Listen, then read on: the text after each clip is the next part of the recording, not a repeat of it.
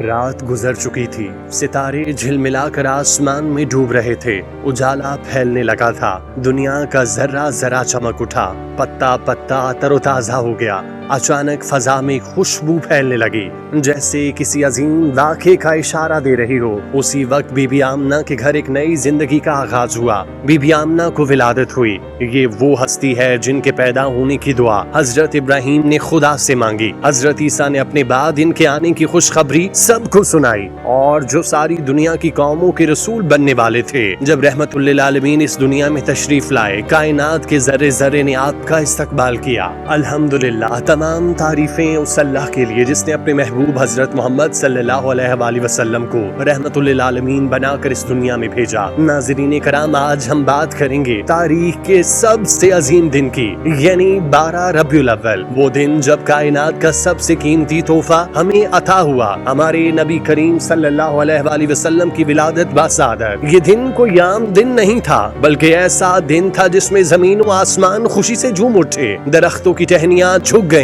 فرشتے نازل ہوئے، دنیا کے ذرے ذرے نے اپنی زبان حال سے مرحبا یا رسول اللہ کہا۔ آپ کی ولادت مکہ مکرمہ میں ہوئی، وہ جگہ جسے اللہ تعالیٰ نے اپنی برکتوں اور انوار سے خاص فرمایا۔ اس دن کے معجزات نے یہ اعلان کیا کہ اس دنیا میں وہ ہستی آ گئی جو اندھیروں کو اجالوں میں بدل دے گی۔ آپ کی ولادت سے چند ماہ پہلے ہی دنیا نے ایک بڑا معجزہ دیکھا، وہ تھا اصحاب الفیل کا واقعہ۔ جب ابراہہ نے خانہ کعبہ کو گرانے کا ارادہ کیا تو اللہ تعالیٰ نے چھوٹے پرندوں کے ذریعے اس کی بڑی فوج کو نیست و نابود کر دیا۔ یہ اس بات کا اعلان تھا کہ اب اس گھر کا اصل محافظ اللہ ہے اور یہاں سے ایک عظیم ہستی آنے والی ہے۔ پوری دنیا اس وقت ظلم، اندھیرے اور گمراہی میں ڈوبی تھی، نہ عدل تھا، نہ انصاف، نہ علم تھا، نہ روشنی۔ ایسے میں اللہ تعالیٰ نے اپنے محبوب کو دنیا کے لیے روشنی بنا کر بھیجا۔ جب آپ صلی اللہ علیہ وآلہ وسلم کی ولادت ہوئی تو کئی حیرت انگیز واقعات رونما ہوئے۔ ایوان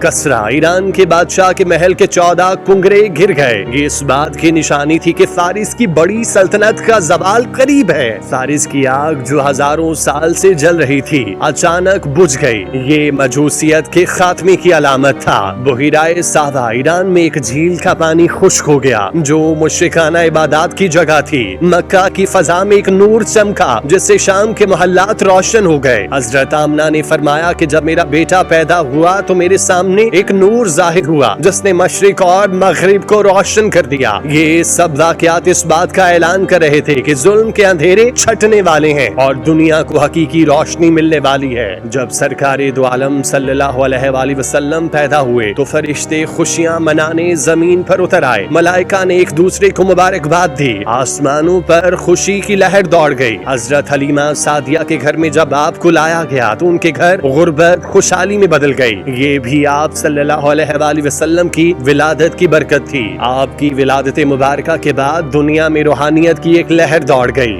بت پاش پاش ہو گئے، جادوگری کی حقیقت مٹ گئی، شیطانوں کو آسمان سے دھتکار دیا گیا۔ یہ اس بات کی نشانی تھی کہ اب دنیا کو ہدایت اور روشنی ملے گی۔ حضرت آمنہ فرماتی ہیں کہ ولادت سے پہلے مجھے خواب میں بشارت دی گئی، تمہارے بطن سے ایک عظیم ہستی جنم لے گی جس کا نام احمد اور محمد ہوگا۔ یہ خواب اس بات کی دلیل تھا کہ آپ کی آمد کائنات کے لیے رحمت ہے۔ جب آپ کی ولادت ہوئی تو حضرت آمنہ نے ایک نور دیکھا جو اتنا روشن تھا کہ اس کی روشنی میں شام کے محلات دکھائی دیے۔ یہ نور اس بات کا اعلان تھا کہ آپ کی ذات دنیا کو ایمان و ہدایت کے نور سے منور کرے گی۔ آپ کی ولادت کے وقت مکہ کے لوگوں نے غیر معمولی سکون اور نورانی فضا کو محسوس کیا۔ قریش کے کئی لوگوں نے بیان کیا کہ اس رات آسمان میں ایک تارا چمکا جو پہلے کبھی نہیں دیکھا گیا تھا۔ محدثین نے لکھا کہ جب آپ کی ولادت ہوئی تو بیت اللہ کے اندر کے بت اوندھے منہ گر گئے۔ یہ اس بات کی نشانی تھی کہ اب کعبہ کو ان کے اصل مقام پر واپس لانے والا دنیا میں آ گیا۔ اس دن آسمانوں سے شیاطین کو بھگا دیا گیا جو صدیوں سے خبریں چرا کر جادوگروں اور کاہنوں کو پہنچاتے تھے۔ یہ معجزہ اعلان کر رہا تھا کہ اب سچائی کا سورج طلوع ہو چکا ہے۔ جب حضور صلی اللہ علیہ وآلہ وسلم حضرت حلیمہ سعدیہ کے گھر پہنچے تو ان کا پورا گھر خوشحالی میں بدل گیا۔ ان کے جانور زیادہ دودھ دینے لگے، کھیت سرسبز ہو گئے، غربت خوشحالی میں ڈھل گئی۔ یہ معجزہ اس بات کا ثبوت تھا کہ آپ جہاں جاتے وہاں برکتیں اترتی۔ ولادت کے وقت ہی بڑی سلطنتیں ہل گئیں، فارس کی آگ بجھ گئی، روم کے چرچ لرز اٹھے، ایران کا مشہور محل ٹوٹ گیا۔ یہ اس بات کا اشارہ تھا کہ باطل کی حکومتیں اب ختم ہونے والی ہیں۔ حضرت عبد المطلب کو ولادت کی خبر ملی تو وہ بے انتہا خوش ہوئے۔ انہوں نے آپ صلی اللہ علیہ وآلہ وسلم کو کعبہ لے جا کر اللہ کے حضور شکر ادا کیا۔ آپ کا نام محمد رکھا، جو اس وقت عرب میں نیا اور انوکھا نام تھا۔ یہ نام اللہ کے حکم سے رکھا گیا، جس کا مطلب بہت زیادہ تعریف کیا گیا شخص۔ یہ نام آپ کی عظمت اور شان کی طرف اشارہ کرتا تھا۔ یہودی علماء کو بھی معلوم تھا کہ آخری نبی کی ولادت ہو چکی۔ کئی علماء نے آسمان کی نشانیوں سے اندازہ لگایا اور عرب میں تلاش شروع کر دی کہ یہ بچہ کہاں پیدا ہوا۔ مورخین لکھتے ہیں کہ ولادت کی رات حبشہ اور روم میں غیر معمولی واقعات رونما ہوئے۔ چرچ کے بڑے بڑے ستون ٹوٹ گئے اور لوگوں نے حیرت سے آسمان کی طرف دیکھا۔ حضرت آمنہ بیان کرتی ہیں کہ جب آپ پیدا ہوئے تو آپ سجدے کی حالت میں تھے اور آپ کے ہونٹوں پر یہ الفاظ تھے،